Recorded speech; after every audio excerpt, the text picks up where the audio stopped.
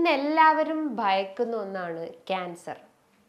പല രീതിയിലുള്ള ക്യാൻസറുകൾ ഇന്ന് നമ്മുടെ സമൂഹത്തിൽ നമ്മൾ കാണുന്നുണ്ട്. നമ്മുടെ കോശങ്ങൾ അമിതമായിട്ട് വിഭജിക്കുമ്പോൾ അല്ലെങ്കിൽ അമിതമായിട്ട് അത് റെപ്ലിക്കേറ്റ് ചെയ്യുമ്പം എക്സസ് ആയിട്ടുള്ള കലോറി അല്ലെങ്കിൽ എക്സസ് ആയിട്ടുള്ള എനർജി നമ്മുടെ ബോഡിക്ക് ആവശ്യമായിട്ട് വരുന്നു. അപ്പോൾ എക്സസ് ആയിട്ടുള്ള ഈ ഒരു എനർജീൻ്റെ ഭാഗമായിട്ടാണ് നമുക്ക് വീക്ക്നെസ് അനുഭവപ്പെടുന്നത്.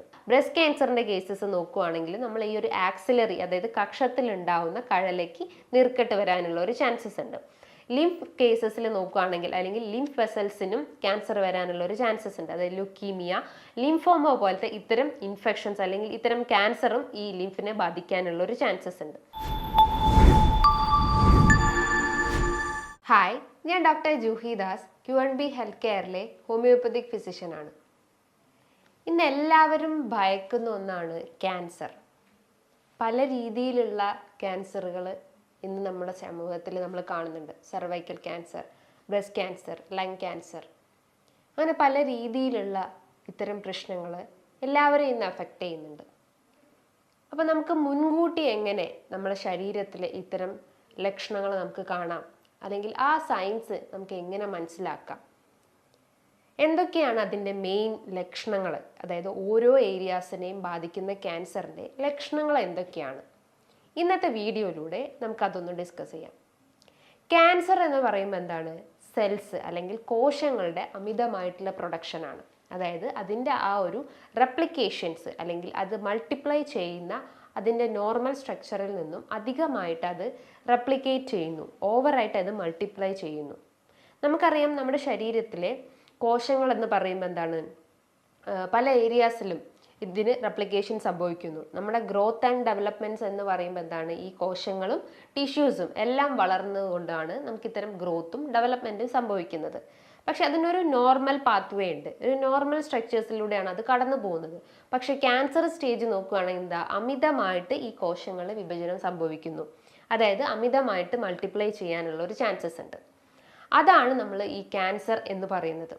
ശരിക്കും നമ്മുടെ കോശങ്ങളെ കൺട്രോൾ ചെയ്യാനും അതിനെ മെയിൻറ്റെയിൻ ചെയ്യാൻ സഹായിക്കുന്ന ഒന്നാണ് നമ്മുടെ ഇമ്മ്യൂണിറ്റി എന്ന് പറയുന്നത്. പക്ഷേ ഇമ്മ്യൂണിറ്റിക്ക് കൺട്രോൾ ചെയ്യാൻ പറ്റാത്ത രീതിയിൽ നമ്മുടെ കോശങ്ങൾ വളരുകയാണെങ്കിൽ അതിനെയാണ് നമ്മൾ ക്യാൻസർ എന്ന് പറയുന്നത്. ഫസ്റ്റ് ഓഫ് ഓൾ, ക്യാൻസറിൻ്റെ ലക്ഷണങ്ങൾ എന്ന് പറയുമ്പോൾ നമുക്ക് എക്സ്റ്റേണലി നമുക്ക് കാണാൻ പറ്റുന്ന ലക്ഷണങ്ങൾ എന്ന് പറയുമ്പം വീക്ക്നെസ് തന്നെയാണ്. ഒരു കാരണവുമില്ലാതെ നമുക്ക് വീക്ക്നെസ് അനുഭവപ്പെടുക, അതായത് നമുക്ക് വേറെ ഹെൽത്ത് ഇഷ്യൂസ് ഒന്നും തന്നെ ഇല്ല, തൈറോയിഡ് ഇഷ്യൂസോ PCOD, ഫാറ്റി ലിവർ, അങ്ങനത്തെ പ്രശ്നങ്ങളോ ഒന്നും തന്നെ ഇല്ലാതെ നമ്മൾ ഹെൽത്തി ആയിട്ടുള്ള ഒരാളാണെങ്കിൽ നമുക്കിങ്ങനെ വീക്ക്നെസ് അനുഭവപ്പെടുക, മെൻ്റലിയും ഫിസിക്കലിയും നമുക്ക് വീക്ക്നെസ് അനുഭവപ്പെടുക, എപ്പോഴും കിടക്കാനുള്ള ഒരു ടെൻഡൻസി വരിക, ഉറക്കം തൂങ്ങിയ ഒരു അവസ്ഥ ഉണ്ടാവുന്നു, ഒന്നിലും കോൺസെൻട്രേറ്റ് ചെയ്യാൻ പറ്റുന്നില്ല, നമ്മുടെ ബോഡിക്കും മൈൻഡിനും നമുക്ക് കറക്റ്റായിട്ടൊരു ബാലൻസ് കൊണ്ടുപോകാൻ പറ്റാത്തൊരവസ്ഥ വരുന്നു. അപ്പോൾ ഇത്തരം വീക്ക്നെസ് കാണുകയാണെങ്കിൽ ഒരു ക്യാൻസറിൻ്റെ ഒരു എക്സ്റ്റേണൽ സൈൻ ആണെന്ന് നമുക്ക് മനസ്സിലാക്കാം. രണ്ടാമതായിട്ട് നമുക്ക് പറയാം, വെയിറ്റ് കുറഞ്ഞു പോകുന്നു. അതായത് ഒരു മാസം കൊണ്ട് തന്നെ 4-5 kg കുറഞ്ഞു പോകുന്ന ഒരു അവസ്ഥ ഉണ്ടാവുന്നു. ഇതിനും നമുക്കൊരു മെയിൻ ഇത് പറയേണ്ടത്, തൈറോയിഡിൻ്റെ ഇഷ്യൂസോ ഫാറ്റി ലിവർ ഇഷ്യൂസോ ഫൈബ്രോയിഡിൻ്റെ ഇഷ്യൂസോ ഒന്നും തന്നെ ഇല്ലാതെ നമ്മളൊരു ഹെൽത്തി പേഴ്സൺ ആണെങ്കിൽ, നമുക്ക് ഒരു കാരണവുമില്ലാതെ വെയിറ്റ് കുറയുകയാണെങ്കിൽ നമ്മുടെ ബോഡിയിൽ ക്യാൻസർ എഫക്റ്റഡ് ആണെന്ന് മനസ്സിലാക്കാം.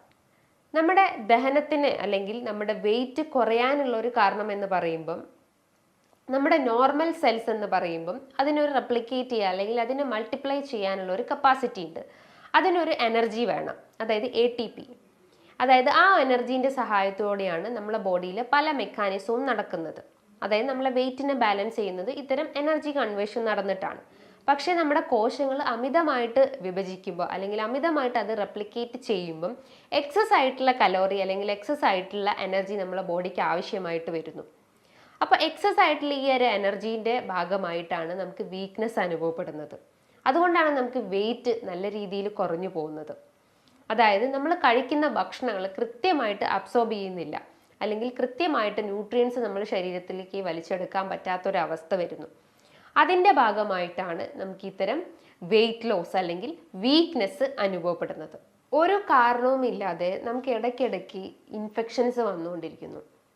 പനി, ജലദോഷം, കഫക്കെട്ട്, ഇത്തരം ഇൻഫെക്ഷൻസ് ഒരു റീസൺസും ഇല്ലാതെ നമ്മളെ എഫക്റ്റ് ചെയ്യുന്നു.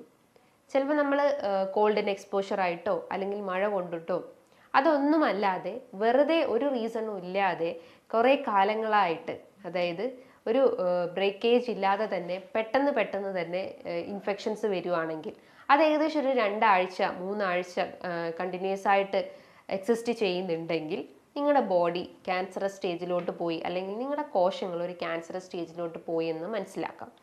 അതേപോലെ തന്നെ സ്കിൻ സ്ട്രക്ചർ നോക്കുകയാണെങ്കിൽ ഇൻഫെക്ഷൻസ് വരിക, അതായത് സ്കിന്നിൻ്റെ സർഫസ് ഒക്കെ പെട്ടെന്ന് ബ്രൂയിസ്ഡ് ആയി പോവുക. ഇതേപോലെ തന്നെ മുറിവ് പറ്റിക്കഴിഞ്ഞാൽ അത് ഉണങ്ങാൻ പറ്റാത്തൊരവസ്ഥ ഉണ്ടാവുന്നു. ബ്ലീഡിങ്, കണ്ടിന്യൂസ് ആയിട്ട് ബ്ലീഡിങ് ഉണ്ടാവുന്നു. ചൊറിച്ചിൽ അനുഭവപ്പെടുന്നു. മുറിവുകളാണെങ്കിലും നല്ല വീർത്ത് പഴുത്തിരിക്കുന്ന ഒരവസ്ഥ ഉണ്ടാവുന്നു. ബ്രൂയിസസ് കാണപ്പെടുന്നു. ഇതൊക്കെയാണ് സ്കിന്നിൽ ഉണ്ടാവുന്നത് അല്ലെങ്കിൽ സ്കിൻ ക്യാൻസറിൻ്റെ ലക്ഷണങ്ങൾ എന്ന് പറയുന്നത്. ഇനിയിപ്പോൾ റെസ്പിറേറ്ററി കേസസ് നോക്കുകയാണെങ്കിൽ അല്ലെങ്കിൽ ലങ് ക്യാൻസറിൻ്റെ ഒരു ലക്ഷണങ്ങൾ എന്ന് പറയുമ്പം ലോങ് ലാസ്റ്റിംഗ് ആയിട്ടുള്ള ചുമ, അതായത് വിട്ടുമാറാതെ നിങ്ങളെ ചുമ അലട്ടിക്കൊണ്ടിരിക്കുന്നുണ്ടെങ്കിൽ നമുക്കറിയാം നമ്മുടെ ശരീരത്തിലെ ലങ് ക്യാൻസർ അല്ലെങ്കിൽ ലങ്ങിന് ക്യാൻസറസ് സ്റ്റേജിലോട്ട് പോയിട്ടുണ്ടെന്ന് മനസ്സിലാക്കാം. ബോഡീൻ്റെ പല ഏരിയാസിലും വേദന അനുഭവപ്പെടുക, അതായത് ഓരോ ജോയിൻസിനും ഓരോ ഏരിയാസിലും ജസ്റ്റ് ഒന്ന് നമ്മൾ ടച്ച് ചെയ്ത് കഴിഞ്ഞാൽ വേദന അനുഭവപ്പെടുക. നമുക്കറിയാം നമ്മുടെ ഈ വേദന എന്ന് പറയുമ്പം അതിനെ കൺട്രോൾ ചെയ്യുന്നത് നമ്മുടെ ശരീരത്തിലെ നെർവ് ഫൈബേഴ്സ് ആണ്. അതായത് സെൻസറി നെർവ് ഫൈബേഴ്സ് ആണ് നമ്മുടെ ഇത്തരം സെൻസേഷൻസും, അതായത് വേദന, പ്രഷർ, ടച്ച്, ഇതൊക്കെ കൺട്രോൾ ചെയ്യുന്നത് നമ്മുടെ ശരീരത്തിലെ സെൻസറി നെർവ് ഫൈബേഴ്സ് ആണ്. അപ്പോൾ ഈ നെർവ് ഫൈബേഴ്സിന് ഡാമേജസ് സംഭവിക്കുമ്പോൾ അല്ലെങ്കിൽ നെർവ് ഫൈബേഴ്സിന് എന്തെങ്കിലും ഇഞ്ചുറി സംഭവിക്കുമ്പോഴാണല്ലോ നമുക്ക് വേദന അനുഭവപ്പെടുന്നത്. ഇപ്പം സെർവൈക്കൽ സ്പോണ്ടൈലോസിന്റെ കേസൊക്കെ നോക്കുകയാണെങ്കിൽ നമ്മളെ കഴുത്തിൻ്റെ ഈ ഭാഗത്തായിട്ടാണ് നമുക്ക് വേദന അനുഭവപ്പെടുന്നത്. ആ വേദന കൈകളിലേക്കൊക്കെ ഇറങ്ങി വരുന്നുണ്ട്.